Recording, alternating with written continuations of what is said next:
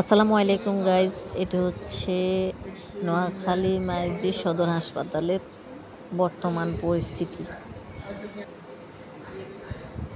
এই যে সদর হাসপাতালের ভিতরে এটা হচ্ছে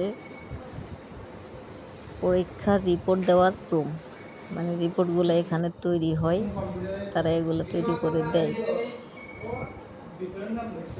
তো আমাদের রুগীর অবস্থা ভালো না, ডাক্তারে দেখে বলতেছে যে টেস্টের রিপোর্ট না আসা পর্যন্ত উনি ওষুধ দিতে পারবে না। এখানে এসে দাঁড়াই আছি, ওদের অবস্থাটা দেখেন, ওরা কীভাবে মনে হয় শ্বশুরবাড়িতে আসছে। একজন ডিজে গান শুনতেছে, এই জন্যে ভিতরে তারা ঢুকতে দিতেছে না।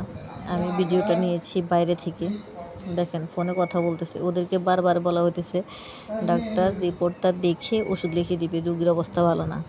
তারা বসে বসে গল্পই করতেছে। লাস্টে বলছে কি, আপনি কত টাকা দিয়েছেন? 200 টাকা দিলে দুইটা কম্পিউটারে পরীক্ষা হয়ে আসবে, 300 টাকা দিলে 3টা কম্পিউটারে পরীক্ষা হয়ে আসবে। কিন্তু এটা আবার কোন ধরনের নিয়ম বা এরকম কোনো আছে কিনা, রুলস আছে কিনা আমি জানি না। আপনারা যদি জেনে থাকেন তাহলে জানাবেন। সদর হাসপাতালে আরেকটা দেখলাম যে রুগীদের জন্য খাবার আসে, ওরা সেই খাবার বিক্রি করে দেয়।